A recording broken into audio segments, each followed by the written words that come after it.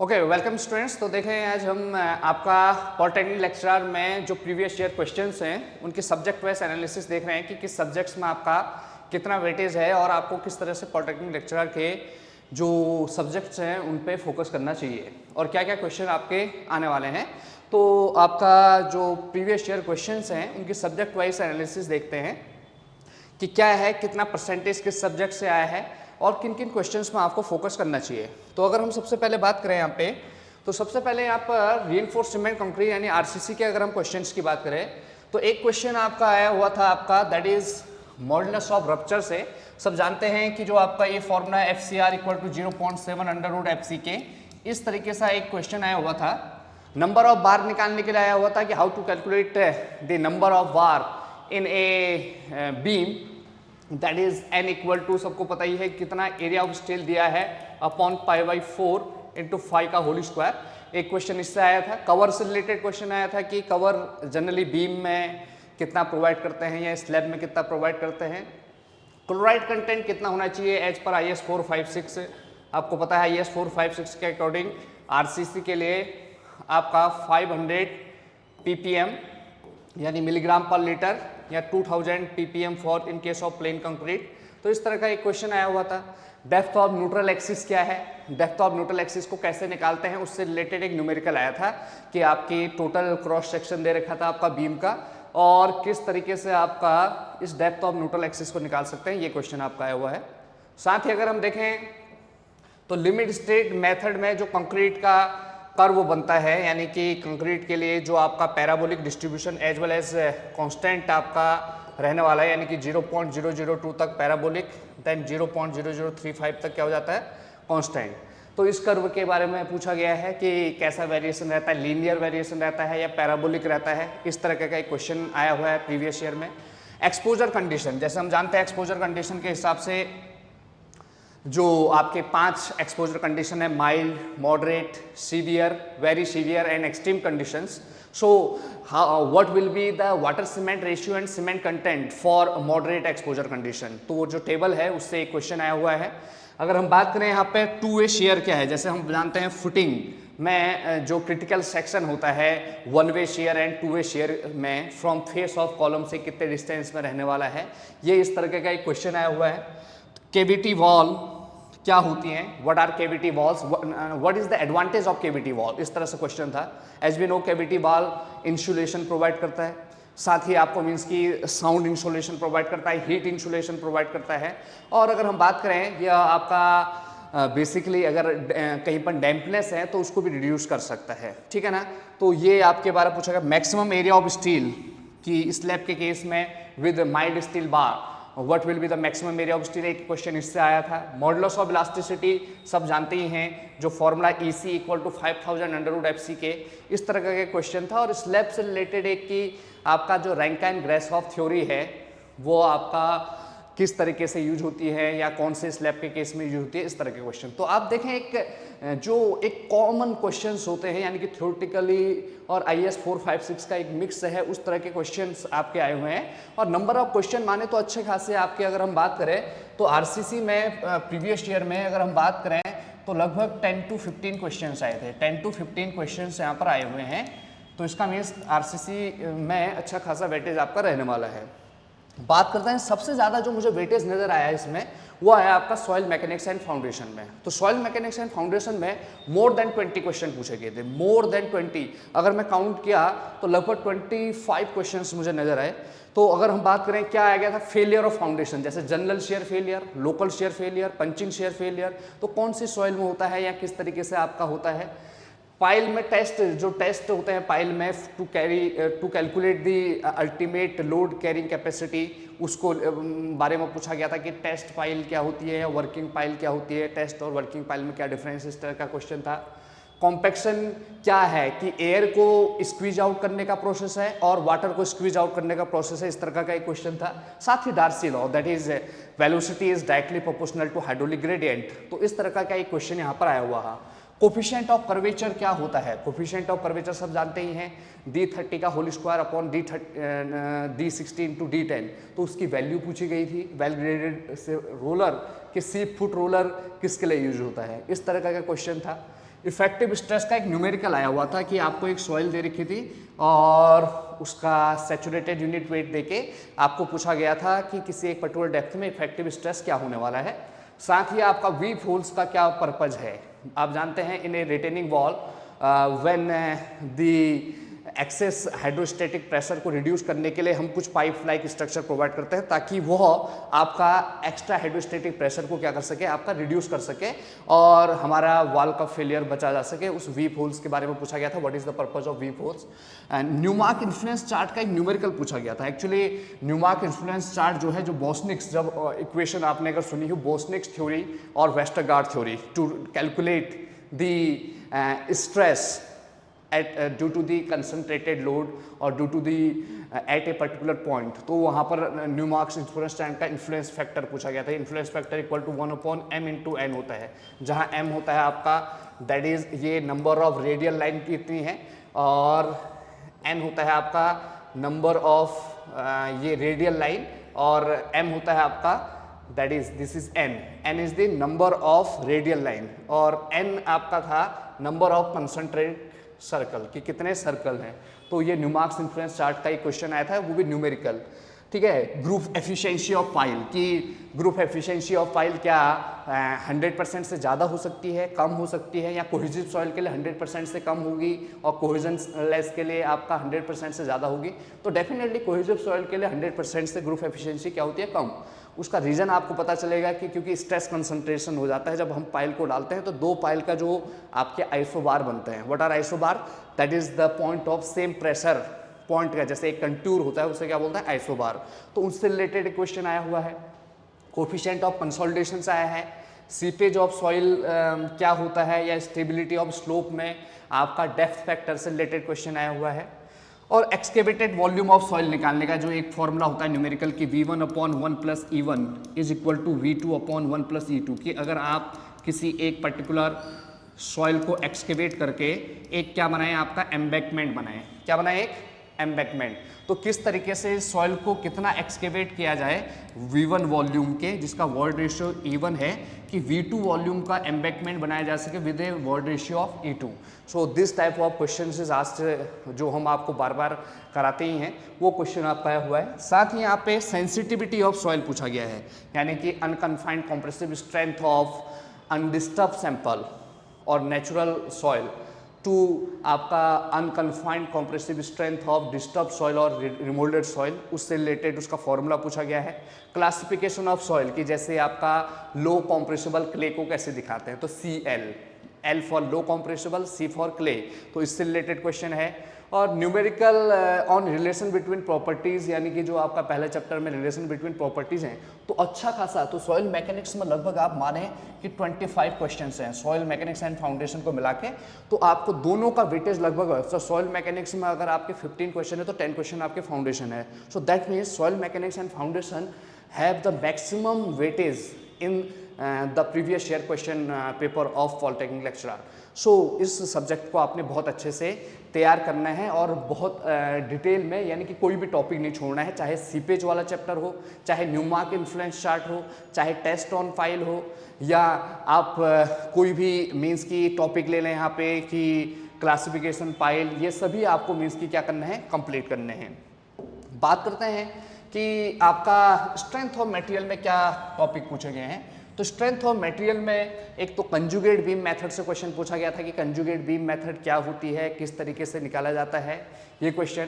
Cantilever में एक question पूछा गया था कि अगर आप मीन्स की एक पर्टिकुलर लोड को अगर हम यहाँ से फ्री एंड से L/3 डिस्टेंस में लगा दें और फिर इसी पर्टिकुलर बीम में इस पर्टिकुलर लोड को 2L/3 डिस्टेंस में लगा दें, तो इन दोनों पर्टिकुलर पॉइंट में डिफ्लेक्शन का रेशियो क्या रहने वाला है, ये एक क्वेश्चन आया हुआ था।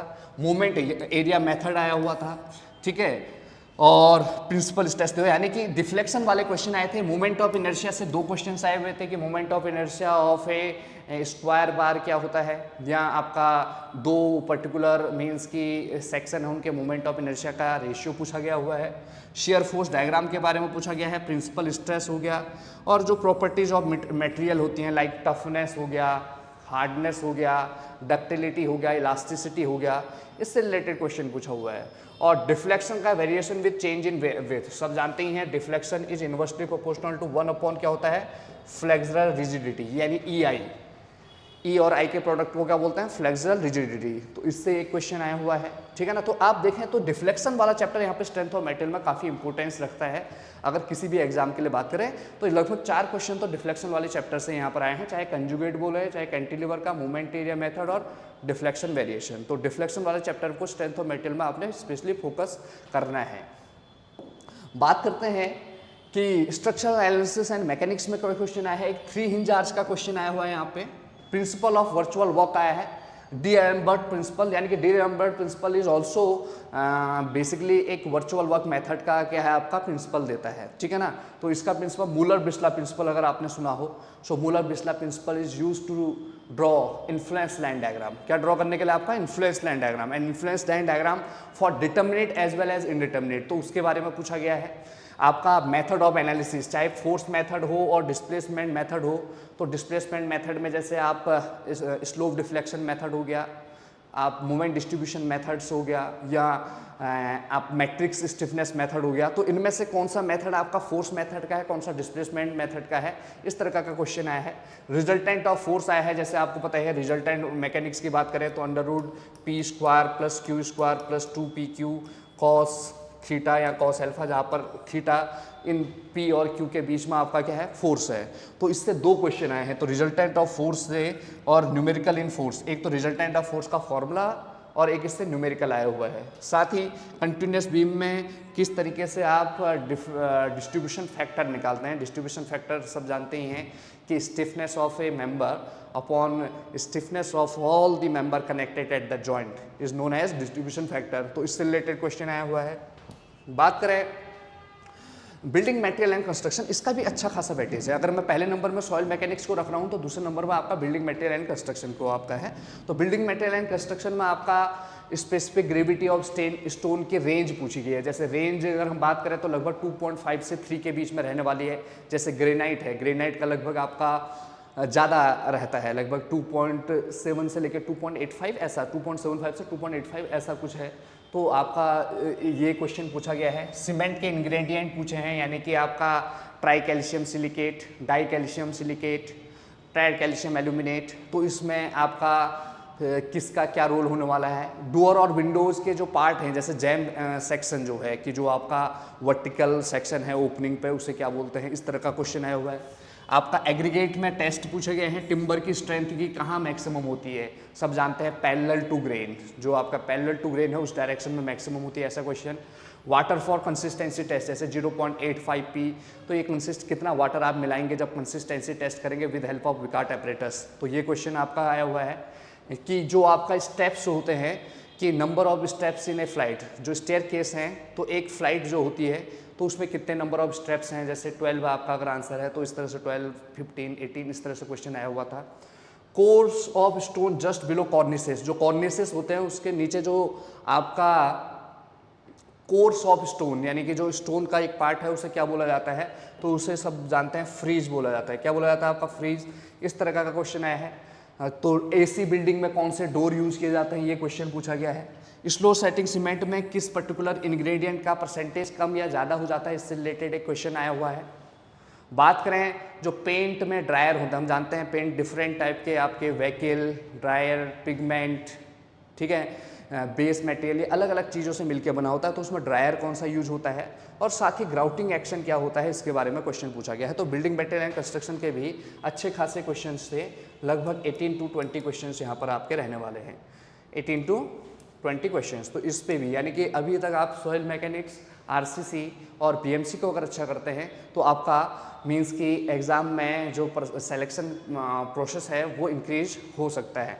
यहाँ पर बात करें नेक्स्ट सब्जेक्ट की तो सीपीएम एंड एस्टिमेशन से भी क्वेश्चन देखे गए हैं। तो फ्लोट, जैसे कंस्ट्रक्शन प्लानिंग एंड मैनेजमेंट में फ्लोट में पूछा गया है कि फ्लोट क्या होता है या उसका ड्यूरेशन कितना होता है, कि आपका क्रिटिकल एक्टिविटी टाइम में फ्लोट कितना होता है। इस तरीके से पर्ट का फुल फॉर्म पूछा गया है कि what is PERT, project evaluation and review technique. इस तरह से एस्टिमेशन की मेथड की आपका कौन सी मेथड कहाँ पर यूज होने वाली है, और most accurate method of estimation कौन सा है, कि प्लिंथ एरिया रेट है या आपका क्यूबिकल मेथड है या एनालिसिस ऑफ रेट मेथड है, ठीक है, या डिटेल्ड एस्टिमेट है। स्कार्क वैल्यू पूछा गया है। सिंकिंग फंड फैक्टर, जो आपका सिंकिंग फंड फैक्टर है, जैसे आपने अगर फॉर्मूला देखा हो, ऐसा कुछ फॉर्मूला होता है IN1 + IN-1, इस तरीके का एक आपका क्वेश्चन पूछा गया है। अब अगर हम बात करें नेक्स्ट, तो आपका डिजाइन ऑफ स्टील स्ट्रक्चर्स के भी काफ़ी अच्छे क्वेश्चंस पूछे गए हैं। यहाँ पे विंड प्रेशर निकालने का फॉर्मूला पूछा गया है कि किसके प्रोपोर्शनल होता है, 0.6 VZ का होल स्क्वायर। स्लैंडरनेस रेशियो की लिमिट पूछी गई है कि स्लैंडरनेस रेशियो होता क्या है। तो स्लैंडरनेस रेशियो आपका, जैसे लैम्डा की वैल्यू अगर हम बात करें फॉर टेंशन मेंबर 180, 350 एंड 400, ऐसी कॉम्प्रेशन के लिए बात करें तो 180, 250 एंड 300, तो ये वैल्यू आपको जो है, ये इनमें से एक वैल्यू पूछी गई है। स्लैंडरनेस रेशियो की मैक्सिमम वैल्यू कितनी होती है। आपको क्वेश्चन यहाँ पर वेब क्रिपलिंग क्यों होता है, what is the cause of web crippling, ये पूछा गया है। अगर हम बात करें लोड कॉम्बिनेशन पूछा गया है। इफेक्टिव लेंथ फॉर, अगर बोथ एंड क्या हो आपके फिक्स्ड हों तो उस केस में पूछा गया है। साथ ही आपका हॉरिजॉन्टल स्टिफनर क्यों प्रोवाइड होते हैं, ये पूछा गया है। आपके लग एंगल्स हॉरिजॉन्टल स्टिफनर कब प्रोवाइड होते हैं, कि आपका जो वैल्यू जब हो जाए, depth to thickness of web का रेशियो 200 से ज़्यादा हो जाए तब प्रोवाइड करते हैं, या कम हो जाए कैसे प्रोवाइड करते हैं। ये लग एंगल्स का क्या यूज है, फिलेट वेल्ड क्या होते हैं, कोलैप्स लोड क्या होता है, और प्लास्टिक एनालिसिस से रिलेटेड आपका यहाँ पर क्वेश्चन पूछा गया है। तो ये डिजाइन ऑफ स्टील स्ट्रक्चर्स के भी अच्छा खासा वेटेज है, यानी कि देखें कॉमन क्वेश्चंस हैं जो मीन्स कि सभी स्टूडेंट्स को पता होने चाहिए। यानी कि बहुत ज़्यादा टिपिकल आप देखें तो पेपर में बहुत ज़्यादा पॉलिटेक्निक लेक्चर के इससे प्रीवियसली कोई क्वेश्चन पूछा नहीं गया है। अगर हम बात करें कि यहाँ पर एनवायरमेंटल इंजीनियरिंग में क्वेश्चन पूछा गया है कि एरिएशन जो प्रोसेस है वो उसका यूज क्या होता है, ट्रैप्स क्या होते हैं। सब जानते हैं कि traps are the units which prevents the entry of foul gases to the house. तो जैसे आपके नहानी ट्रैप होता है, गली ट्रैप होता है, तो ये क्या कहाँ पर यूज होता है, ये क्वेश्चन आया हुआ है। अर्थमेटिक मेथड जो आपका पॉपुलेशन फॉरकास्टिंग है उसका न्यूमेरिकल आपका आया हुआ है एग्जाम में। ट्रिकलिंग फिल्टर के बारे में पूछा गया है। साथ ही जो एरोबिक प्रोसेस, जो आपके पॉन्ड होते हैं जैसे आपके ऑक्सीडेशन पॉन्ड, वो एरोबिक भी होते हैं, एनाएरोबिक भी होते हैं और एज वेल एज फैकल्टेटिव भी होते हैं। तो what will be the depth of aerobic pond, इसका एक क्वेश्चन आया हुआ है। एनारोबिक स्टेबलाइजेशन पॉन्ड आया है। एक्यूफर क्या होता है, जैसे हम ऑलरेडी डिस्कस कर चुके हैं, aquifer are the soil strata which have water extracting capacity as well as water retention capacity. And साथ ही ये भी बोला गया है कि जो एक्यूफर में आपका कौन सा एग्जाम्पल है, जैसे sand is an example of aquifer. Hydraulic design of sewer से क्वेश्चन पूछा गया है। सब जानते हैं जो सीवर है as a open channel flow design होता है, as a open channel flow, यानी कि जो उसमें आपका वाटर होता है वो ओपन टू एटमोस्फेयर होता है, ये क्वेश्चन पूछा गया है। Chemical and physical test on water के जो आपके डिफरेंट टाइप के, हार्डनेस के लिए कौन सा टेस्ट है, टर्बिडिटी के लिए कौन सा टेस्ट है, ये क्वेश्चन है। पर कैपिटा डिमांड के बारे में ये सिंपल सा क्वेश्चन कि 135 LPCD की नॉर्मल कंडीशन में कितना यूज होता है, ये क्वेश्चन पूछा गया है। बात करें रेजिडुअल क्लोरीन डिटर्मिनेशन कि रेजिडुअल क्लोरीन हम जानते हैं 0.2 ppm आपका रेजिडुअल क्लोरीन होना चाहिए, और इसमें आपका इसको डिटरमाइन करने की मेथड पूछेगी, ऑर्थोटोडोलिन टेस्ट होता है या कौन सा टेस्ट होता है, ये क्वेश्चन है। साथ ही अगर हम बात करें एलम और पीएच कि आपका पीएच के बढ़ने और घटने से, यानी एलम के बढ़ाने से आपका पीएच बढ़ता है या घटता है, इस तरह का क्वेश्चन है। तो एनवायरमेंटल इंजीनियरिंग में भी बेसिक क्वेश्चंस आए हैं जो आपको मीन्स की सभी पता होने चाहिए। यानी कि आप देख पा रहे हैं पॉलिटेक्निक लेक्चर में अगर आपका सिलेबस कवरेज अच्छा हो रहा है, यानी कि आप कंप्लीट कर रहे हैं और डाटा को अपने पास रख रहे हैं, तो डेफिनेटली एक आपका मीन्स के अच्छा चांस यहाँ पर बन रहा है पॉलिटेक्निक लेक्चर के प्रीवियस ईयर क्वेश्चन को मीन्स की एनालिसिस को देखते हुए। यहाँ पर क्वेश्चन अगर हम बात करें हाईवे एंड रेलवे में आपका स्टॉपिंग साइड डिस्टेंस से क्वेश्चन पूछा गया है। ट्रैफिक वॉल्यूम क्या होता है कि ट्रैफिक वॉल्यूम, ट्रैफिक डेंसिटी जब आपने पढ़ा होगा ट्रैफिक इंजीनियरिंग में, तो उससे रिलेटेड क्वेश्चन है। सुपर एलिवेशन का हर बार क्वेश्चन बनता है।